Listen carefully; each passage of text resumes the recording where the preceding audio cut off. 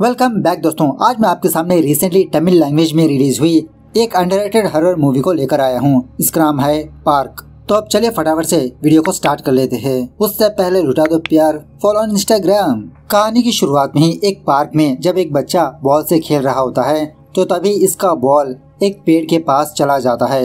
जब वो लड़का अपने बॉल को लेने के लिए उस पेड़ के पास आता है तो तभी ये लड़का पेड़ के ऊपर कोई चीज को देखकर बहुत डर जाता है। दूसरे सीन में मूवी के हीरो मित्रन को दिखाया जाता है। अब मित्रन के पास कोई काम धंधा नहीं होता, वो हमेशा घर में पड़ा रहता या तो फिर अपने दोस्त के साथ मिलकर सारा गांव घूमते रहता। हर रोज मित्रन की माँ मित्रन को डांटती रहती है कि इतने बड़े गधे होकर भी कोई काम धंधा नहीं करते। अच्छी सी जॉब हासिल करोगे तभी तो तुम्हारी शादी होगी, कब तक मैं तुम्हारी देखरेख करती रहूंगी। लेकिन मित्रन अपनी माँ से यही कहते रहता है कि माँ मैं तो कोशिश कर रहा हूँ ना। उसके बाद मित्रन और उसका फ्रेंड पांडे मंदिर पर जाने लगते हैं। हमेशा ये दोनों इस मंदिर पर आते रहते हैं। उसी मंदिर में मित्रन को यालिनी नाम की एक लड़की नजर आती है।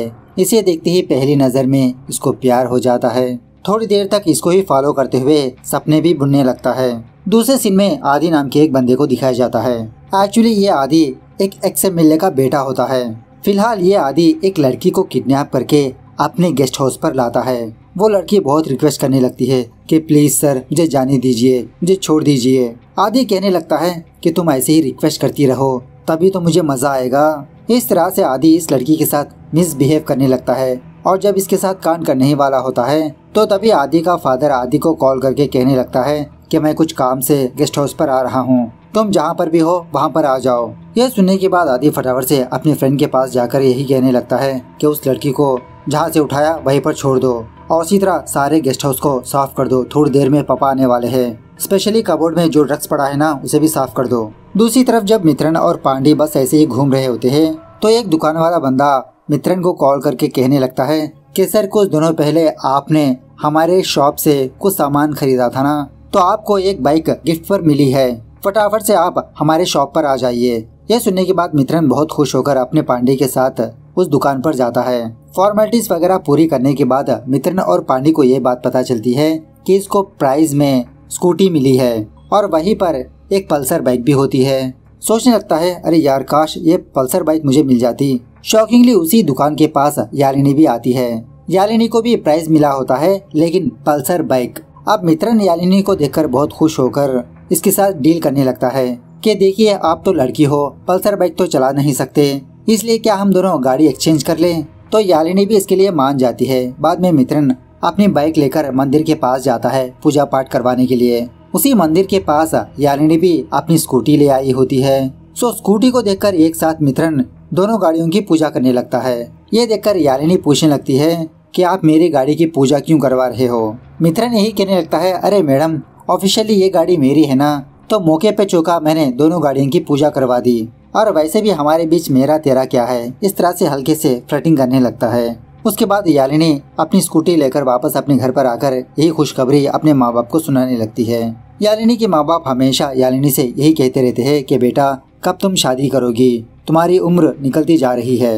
यालिनी अपने माँ बाप से यही कहती रहती है कि माँ मुझे और टाइम चाहिए। उसी रात दो पियक्कड़ बंदे बहुत दारू पीते हुए उस पार्क के पास से गुजरने लगते हैं। वही मूवी के स्टार्टिंग में दिखाया गया था। सोच लेते हैं कि ये दोनों इस पार्क के अंदर जाकर सुकून के साथ बैठकर दारू पियेंगे, लेकिन इस पार्क को तो सील लगी होती है।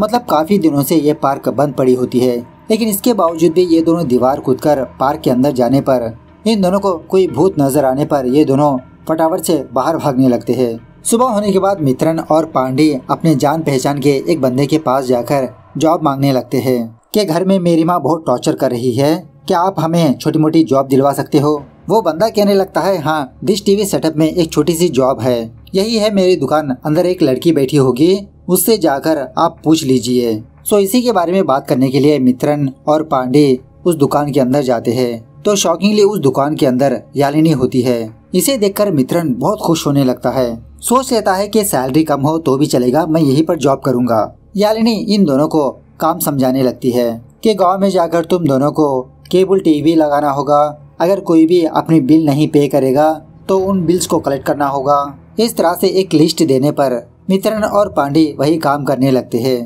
काम खत्म होने के बाद जब यालिनी वापस अपने घर पर जा रही होती है तो इसकी स्कूटी पंचर हो जाती है। अपने फादर को कॉल करके बुलाने पर इसका फादर कहने लगता है कि बेटा मैं तो बहुत ही दूर हूँ, तुम ऑटो पकड़कर घर चली जाना। तभी उसी रास्ते से कुछ आवारा बंदे गुजरते हुए यालिनी को देखकर यालिनी से मिसबिहेव करने लगते हैं। क्या लगता है मैडम की बाइक पंचर हो गई है, आइए मैडम मेरी बाइक में बैठ जाइए, मैं आपको घर ड्रॉप कर दूंगा। इस तरह से यालिनी का हाथ भी पकड़ने लगते हैं। उसी जगह पर मित्रन आकर इन सारे लोगों को मार पीट के वहाँ से भगा देता है। अब यह देखकर यालिनी मित्रन से थोड़ा सा इम्प्रेस हो जाती है। मित्रन यालिनी से कहने लगता है कि आप मेरी बाइक में बैठ जाइए, मैं आपको घर ड्रॉप कर दूंगा। लेकिन यालिनी एक ऑटो पकड़कर अपने घर वापस जाने लगती है। बाद में यालिनी के माँ बाप यालिनी से कहने लगते हैं कि बेटा तुम अच्छे अच्छे रिश्ते गंवा रही हो, इन्हीं में से किसी एक लड़के को सेलेक्ट कर लो बेटा, वरना बाद में चाहकर भी अच्छे लड़के नहीं मिलते। यालिनी कहने लगती है ठीक है पापा, आप मुझे लड़की की फोटो दीजिए, मैं उसके बारे में थोड़ा इंक्वायरी करूंगी। बाद में यालिनी वापस अपनी दुकान पर आकर मित्रन और पांडे से लड़की की फोटो और डिटेल्स बताकर कहने लगती है कि मेरे लिए इस लड़के का रिश्ता आया है, क्या आप इस लड़के के बारे में थोड़ा डिटेल्स हासिल करके मुझे बता सकते हो। तो यह सुनने के बाद मित्रन थोड़ा सा डिसअपॉइंट होने लगता है कि इसकी लव स्टोरी तो शुरू होने से पहले खत्म होने वाली है, लेकिन फिर भी मित्रन और पांडे उस लड़के के घर पर जाते हैं डिश का कनेक्शन लगाने के बहाने से। लड़का तो बहुत ही डिसेंट होता है, वेल सेटल, अच्छी जॉब, अच्छा खानदान, लेकिन बाद में मित्रन यालिनी से मुलाकात करके सारी चीजें झूठ बताने लगता है कि वो लड़के को सारी बुरी आदतें हैं, मैं तो बस उससे बात कर रहा था, वो बंदा तो मुझसे ये रूडली बिहेव करने लगा, सिगरेट और दारू भी पी रहा था। सो मित्रन की बात मानकर रिश्ता कैंसिल कर देती है।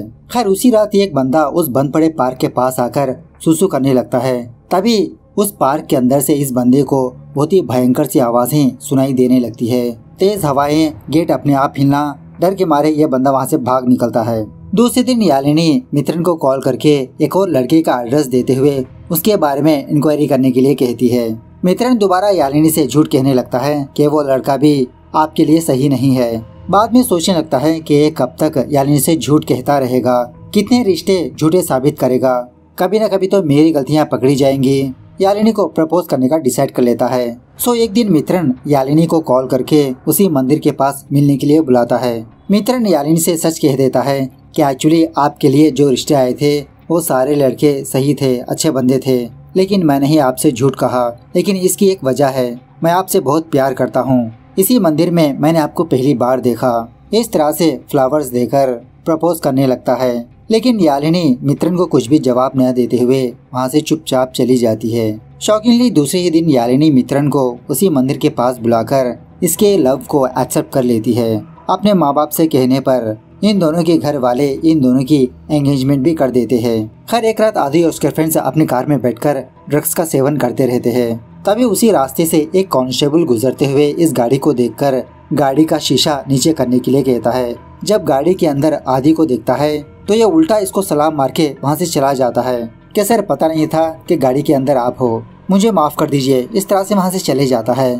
थोड़ी देर के बाद उसी रास्ते से मित्रन और यालिनी गुजरने लगते हैं। आदि इन दोनों को आता हुआ देख कहने लगता है कि अरे यार वो देखो क्या मस्त फिगर जा रही है, आज तो इस नशे को दुगना करना ही होगा। इस तरह से यालिनी के पास जाकर मिसबिहेव करने लगते हैं। मित्रन भी उनसे फाइट करने के लिए रेडी होता है, लेकिन यालिनी मित्रन से कहने लगती है कि रिसेंटली हमारी एंगेजमेंट हुई, अब इन लोगों से झगड़ा मत करो खामखा। इस तरह से यालिनी मित्रन को लेकर वहाँ से भागने लगती है। आदि और उसके फ्रेंड्स भी इन दोनों का पीछा करने लगते हैं। इसी दरमियान में मित्रन और यालिनी उस पार्क में जाने पर वहाँ की दो आत्माएं इनके शरीर में प्रवेश कर लेती है।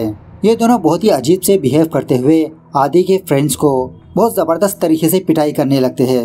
वो लोग तो डर के मारे भाग निकलते हैं। बाद में यालिनी अपने घर पर वापस आकर आधी रात को हॉरर मूवीज देखने लगती है। यालिनी की माँ ये देखकर यही सोचने लगती है, अरे इतनी रात को कभी भी यालिनी हॉरर मूवीज नहीं देखा, आज अचानक से इसे क्या हो गया।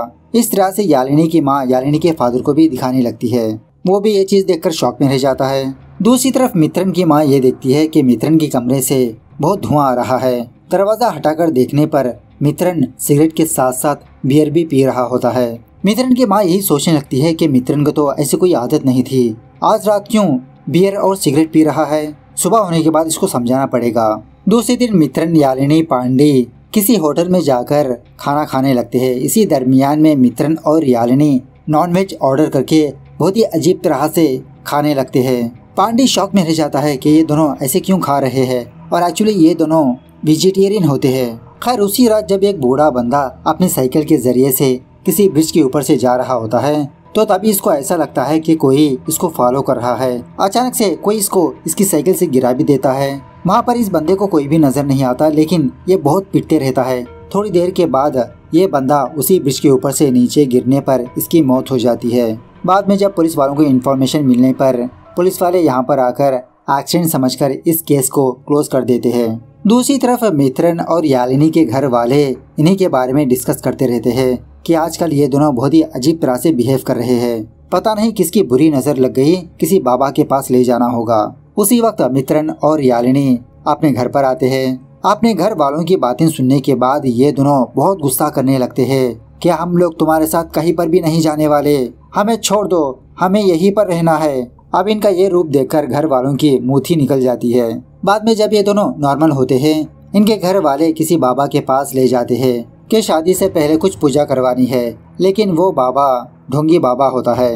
ये चीज मित्रन और यालिनी की बॉडी में जिनकी आत्मा है वो लोग जानकर इस बाबा को बहुत जबरदस्त तरीके से सबक सिखाने लगते हैं। वो बाबा रोते हुए मित्रन की फैमिली के पास आकर कहने लगता है कि मैं इन दोनों को ठीक नहीं कर पाऊंगा, मैं ये काम ही छोड़ रहा हूँ। बाद में मित्रन और यालिनी अपने फैमिली वालों के पास आकर कहने लगते हैं, अरे माँ, उस बाबा को क्या हुआ, वो ऐसे क्यों भाग रहे हैं। समझ में नहीं आता कि इन दोनों को क्या जवाब दें और ये भी सोचने लगते हैं कि किस तरह से इन दोनों को ठीक किया जाए। दूसरी तरफ आदि किसी पुलिस वाले के साथ मिलकर किसी जगह पर जबरदस्त तरीके से पार्टी शार्टी करते रहता है। ये पार्टी खत्म होने के बाद जब वो पुलिस ऑफिसर सुसु करने के लिए बाथरूम में जाता है तो तभी उसी जगह पर मित्रन और यालिनी आकर इस पुलिस ऑफिसर को मार देते हैं। थोड़ी देर के बाद जब एक लॉयर उसी बाथरूम में आता है तो इस पुलिस वाले की लाश को देखकर फटाफट से सारे लोगों को कॉल करके इन्फॉर्म कर देता है। किसी को भी समझ में नहीं आता कि इस पुलिस ऑफिसर को किसने मारा। दूसरे दिन मित्रन और यालिनी के घर वाले दोबारा इन दोनों को किसी पूजा के बहाने से एक लेडी स्वामी जी के पास ले जाते हैं। ये लेडी स्वामी जी इन दोनों को देखकर पहचान लेती है कि सच में इनकी शरीर में किसी की आत्मा है। कुछ मंत्र वगैरह पढ़ने के बाद इनके शरीर में की आत्मा बाहर आती है। वो दो आत्माएं इस स्वामी जी से कन्नड़ा में कुछ बात करने लगते हैं। थोड़ी देर तक इन तीनों के बीच बहुत ही गहरी डिस्कशन होने लगती है। मतलब ये दो आत्माएं उस स्वामी जी को कुछ बता रही होती है। बाद में वो लेडी स्वामी जी मित्रन और यालिनी के घर वालों को बुलाकर कहने लगती है कि इन दोनों को कुछ भी नहीं हुआ, कुछ दिनों के बाद ये दोनों अपने आप ठीक हो जाएंगे। इस तरह से इन लोगों को यहाँ से भेज देती है। उसी रात मित्रन और यालिनी किसी जगह पर आइसक्रीम खाते रहते हैं तो तभी उसी रास्ते से आदि के दो फ्रेंड्स गुजरते हुए यालिनी को देखकर कहने लगते हैं कि उस दिन तो तुम बच गई, लेकिन आज नहीं बचने वाली। तो ये सुनने के बाद मित्रन और यालिनी के शरीर में जिसकी आत्मा है वो आत्मा जाकर इन दोनों का पीछा करने लगते हैं। ये दोनों डर के मारे उसी पार्क में जाकर छुपने लगते हैं, लेकिन ये दोनों उन दोनों को दौड़ा दौड़ा कर उसी पार्क में फांसी लगाकर मार देते हैं। खैर अब दूसरे दिन ये खबर शहर में वायरल होने लगती है कि शहर में 3 लोगों की हत्या हो चुकी है। पुलिस वाले क्या कर रहे हैं। रुद्रा नाम की एक लेडी पुलिस ऑफिसर इस केस को इन्वेस्टिगेशन करने के लिए इस शहर पर आती है। पहली फुर्सत में उस पार्क में जाकर सबूतों को ढूंढने लगती है, लेकिन अनफॉर्चुनेटली पुलिस वालों को कुछ भी सबूत नहीं मिलता। उसी रात मित्रन और यालिनी दोबारा किसी बंदे को बहुत ही बेरहमी से मार देते हैं। दूसरे दिन ये खबर भी बहुत ही वायरल होने लगती है। मीडिया वाले पुलिस डिपार्टमेंट की धज्जियां उड़ाने लगते हैं। अब ये खबरें वो एक्स एमएलए मतलब आदि का फादर देखकर आदि से पूछने लगता है कि अब तक जिन लोगों की मौत हुई वो सारे के सारे तुम्हारे फ्रेंड्स हैं, बताओ तुमने क्या कांड किया। आदि यही कहने लगता है कि अरे पापा मैंने कुछ नहीं किया, पता नहीं वो लोग कैसे मर गए। इस तरफ रुद्रा उसकी टीम उसी क्राइम स्पॉट के पास आकर सबूतों को ढूंढने लगते हैं। तो फाइनली उसी किसी जगह पर इन पुलिस वालों को एक वेडिंग कार्ड मिलता है, लेकिन उसके ऊपर बहुत खून लगा होता है। इसके बारे में इंक्वायरी करने पर पुलिस वालों को ये बात पता चलती है कि ये वेडिंग कार्ड तो मित्रन और यालिनी का है। उनका घर का एड्रेस हासिल करके रुद्रा उसकी टीम उन दोनों के पास जाकर इसी वेडिंग कार्ड के बारे में पूछने लगते हैं। ये दोनों कहने लगते हैं कि मैडम हम शादी का कार्ड बांटने के लिए उस तरफ गए थे, शायद वहीं पर गिर गया होगा। रुद्रा इन दोनों के फोन नंबर्स लेकर वहां से चली जाती है। बाद में रुद्रा मरे हुए लोगों का फोन लोकेशन और इसी तरह से मित्रन यालिनी का फोन लोकेशन चेक करने लगती है। तो शॉकिंगली रुद्रा को यह बात पता चलती है कि जिस दिन वो लोग मरे थे उसी आसपास मित्रन और यालिनी का फोन लोकेशन भी था और इसी तरह मरे हुए लोग आदि के फ्रेंड सर्किल वाले ही थे। तो इसी सबूत के बलबूते पर रुद्रा उन दोनों के पास जाकर इनको हिरासत में लेती है। पुलिस स्टेशन लाकर पूछने लगती है कि बताओ तुम दोनों ने उन लोगों को क्यों मारा। हमारे पास तुम्हारे खिलाफ सबूत है, जहाँ पर भी वो लोग मरे थे उसी सर्किल में तुम्हारा फोन लोकेशन भी था। ये दोनों यही कहने लगते हैं कि मैडम हम कुछ नहीं जानते, कुछ दिनों के बाद हमारी शादी है, प्लीज हमें छोड़ दीजिए। लेकिन रुद्रा बार बार फोर्स करने पर इन दोनों के शरीर में जो आत्मा है वो बाहर आकर रुद्रा से यही कहने लगते हैं कि इन दोनों को कुछ भी नहीं पता, इन दोनों को छोड़ दो। इनका ये रूप देखकर रुद्रा शॉक में रह जाती है। इसी के बारे में इनके फैमिली मेंबर से पूछने पर इनके फैमिली वाले भी रुद्रा से यही कहने लगते हैं कि मैडम पता नहीं क्यों कुछ हफ्तों से ऐसे ही बिहेव कर रहे हैं ये दोनों। सो रुद्रा उन दोनों की आत्मा से ही सच पूछने लगती है कि बताओ तुम दोनों कौन हो, तुम्हारी कहानी क्या है और इनके शरीर में क्यों आए हो। तो ये दो आत्माएं जो हुआ वो बताने लगती है। एक्चुअली एक लड़का और लड़की कर्नाटका के रहने वाले होते हैं, एक दूसरे से बहुत प्यार करते रहते हैं। एक दिन ये दोनों अपने घर से भागकर तमिलनाडु आते हैं क्योंकि लड़की का फ्रेंड तमिलनाडु में रहता है। उसके घर के पास आने के बाद ये बात पता चलती है कि इसका फ्रेंड तो घर पर मौजूद नहीं। बाद में ये दोनों एक छोटे से होटल पर जाने लगते हैं कि आज रात यहीं पर स्टे कर लेंगे। वो होटल वाला बंदा इन दोनों से आधार कार्ड पूछने लगता है, लेकिन ये दोनों जल्दबाजी में अपना आधार कार्ड नहीं लाते और इसी तरह इन दोनों के पास कोई प्रूफ भी नहीं होता, जिसकी वजह से इन दोनों को रूम नहीं मिलता। सो ये दोनों पास के एक पार्क में जाकर बस ऐसे ही अपना वक्त बिताने लगते हैं। देखते ही देखते रात हो जाती है। पार्क का वॉचमैन वहाँ के सारे लोगों को जाने के लिए कहता है। ये दोनों यही सोचने लगते हैं कि अब हम दोनों यहाँ से कहाँ पर जाएंगे। इस तरह से उसी पार्क में छुपे बैठे होते हैं। थोड़ी देर के बाद आदि और उसके फ्रेंड्स दारू पीने के लिए इसी पार्क में आकर ये लड़का लड़की को देख लेते हैं। लड़के से कहने लगता है, अरे वाह तुमने तो बहुत ही मस्त माल पकड़ा है, अगर तुम्हारा काम खत्म हो गया हो तो हमें भी तो मौका दो। लड़का समझाने लगता है कि सर एक्चुअली हम दोनों कर्नाटका के रहने वाले हैं और कुछ दिनों के बाद हमारी शादी भी है, ये मेरी होने वाली बीवी है सर। लेकिन इसके बावजूद भी आदि और उसके फ्रेंड्स उस लड़के को मार पीट के उसकी आंखों के सामने ही उस लड़की का RIP कर देते हैं। बाद में उसी पेड़ से इन दोनों को लटका कर मार भी देते हैं। दूसरे दिन एक बच्चा इन्हीं दोनों की लाश को देखकर शौक में रह जाता है। सो प्रेजेंट पर ये दो आत्माएं रुद्रा से यही कहने लगते हैं कि जो लोग उस आदि के साथ मिलकर हमारा ये हाल किया, हमने उन सारे लोगों को मार दिया, जैसे वो पुलिस ऑफिसर, आदि के दो दोस्त और इसी तरह वो बूढ़ा बंदा वॉचमैन। आदि से पैसे लेकर इस बात को दबा दिया। अब आखिरी बचा है वो आदि, उसे मारने के बाद ही हमारी आत्मा शांत होगी। रुद्रा इन दोनों से कहने लगती है कि आज से मैं इस केस को डील करूंगी, प्लीज आप दोनों इन दोनों के शरीर से चले जाइए। उसके बाद रुद्रा उस आदि के फादर को कॉल करके यही सारी बात बताने लगती है कि आपके बेटे और उसके दोस्तों ने एक लड़का लड़की को मार दिया। अब उन दोनों की आत्मा आपके बेटे को मारने वाली है। मेरे पास एक जबरदस्त प्लान है, आदि से कहिए कि वो मुझसे मुलाकात करे। तो आदि का फादर यही बात आदि को कॉल करके कहने लगता है और इसी तरह अपने फार्म हाउस पर जाने के लिए कहता है। बाद में रुद्रा आदि से मिलने के लिए उसके फार्म हाउस पर जाती है। आदि से भी सारी बात बताते हुए कहने लगती है कि तुम्हारी जान बचाने के लिए मेरे पास एक जबरदस्त प्लान है। एक काम करो, तुम मरने का नाटक करो और उन दोनों की आत्मा तुम्हारी लाश को देखकर उन दोनों के शरीर से चले जाएंगे। फिलहाल वो दोनों मेरी हिरासत में है। तो आदि भी इसके लिए ओके कह देता है। दूसरी तरफ मित्रन और यालिनी पुलिस कस्टडी में नहीं होते, वो दोनों तो कब का भाग चुके होते हैं। फार्म हाउस के पास आकर देखने पर आदि की लाश पड़ी होती है, जैसा रुद्रा ने प्लान किया था। अब ये देखकर ये दोनों वहाँ से चले जाते हैं। बाद में ये दोनों रुद्रा के पास आकर इसको थैंक यू बोलकर मित्रन और यालिनी के शरीर से चले जाते हैं। बाद में रुद्रा की टीम रुद्रा के पास आकर कहने लगते हैं, अरे वाह मैडम, आपका प्लान तो सक्सेस हो गया, आपने उन दोनों आत्माओं को जबरदस्त तरीके से उल्लू बनाया।